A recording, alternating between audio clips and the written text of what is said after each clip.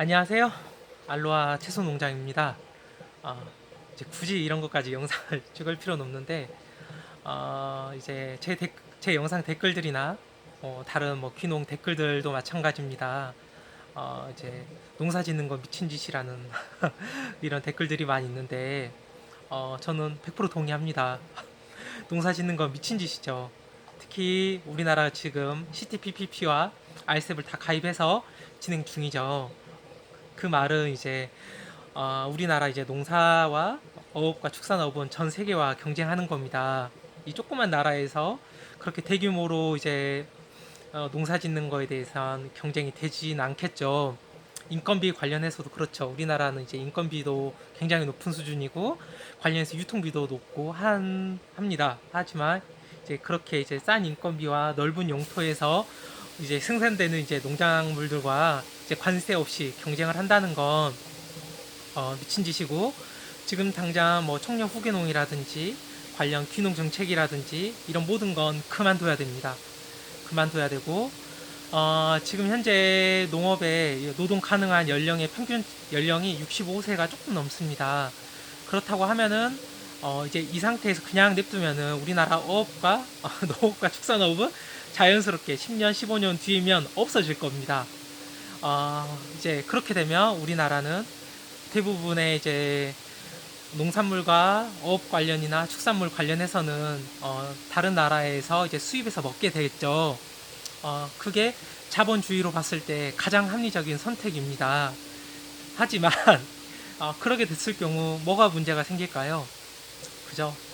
이제 기후 문제라든지 어떤 특정 국가에서 지금 러시아에서 우크라이나 침공한 것처럼 전쟁이 일어나거나 해서 농작물 관련해서나 이런 게 문제가 생기면 일단 자국 우선주의잖아요. 모든 나라가 이제 그렇게 이기적이게 될 수밖에 없게 되는데, 그렇게 하면은 어, 농작물이라든지 생산물이 남아 돌지 않은 이상은 수출을 안 하게 됩니다. 그러면 우리는 이제 우리나라 이제 농사는 이제 끝났어요. 끝났고 어업도 끝났습니다. 축산업도 끝났어요.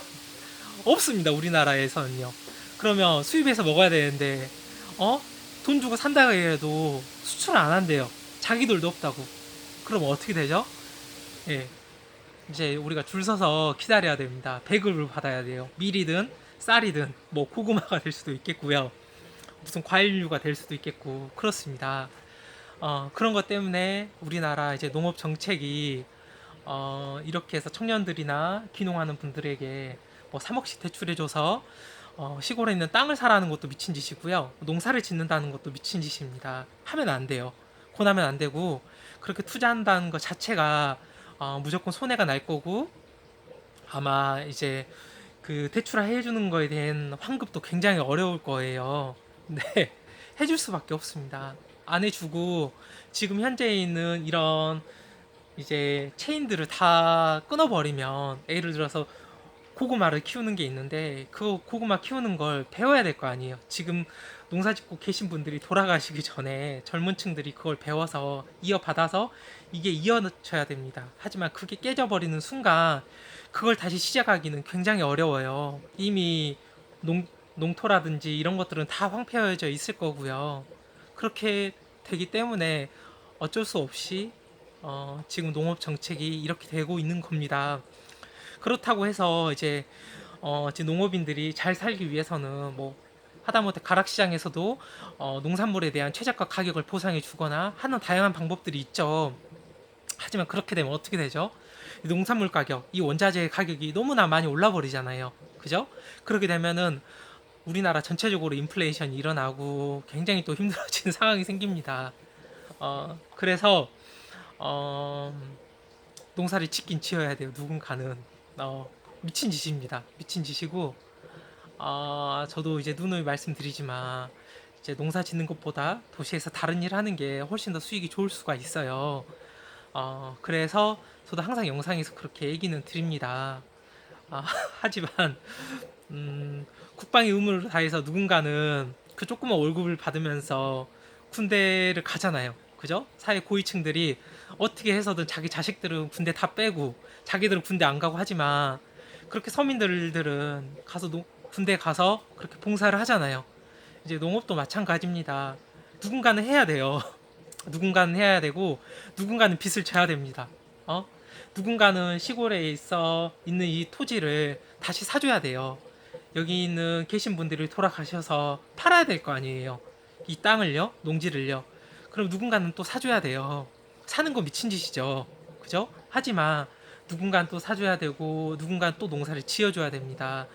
그렇게 안 하면은 우리나라 뭐 자영업뿐만이 아니라 모든 게 다 망가집니다. 우리나라가요. 누군가가 안 하면요. 그래서 어, 지금 현재 후계농 분들이라든지 농사를 짓고 하시는 많은 청년분들이 있어요. 많이 힘들 거란 거 알고 있습니다. 그래도 예, 누군가는 해야 됩니다. 그죠? 누군가는 해야 되고 여러분께서 선택했고 여러분이 판단했고 여러분들이 하고 있는 거니까 거기에 대해서 뭐 자부심을 갖고 열심히 하시면 됩니다. 여러분께서 농사를 열심히 짓고 있으면 그리고 농산물이 나오고 시장이 출하가 되면 여러분한테 누가 뭐라 안 해요. 열심히 하고 계시면요. 그죠? 누구든 다 알고 있습니다. 농업 정착하시는 분들도 다 알고 있어요. 뭐 CTPPP, RCEP 알고 계시죠? 전 세계 우리나라 농산물과 경쟁하라 그러고 다 죽이려고 하는 정책은 맞아요. 어, 알고 있습니다. 이걸 풀어주면 우리나라 농업이 어떻게 될지도 알고 어업이 어떻게 될지도 알고 축산업이 어떻게 될지도 알고 있습니다. 다 도산하겠죠. 하지만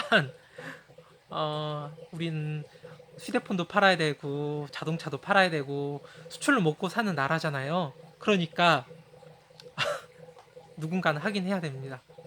네. 하여튼 화이팅 하십시오. 네. 감사합니다.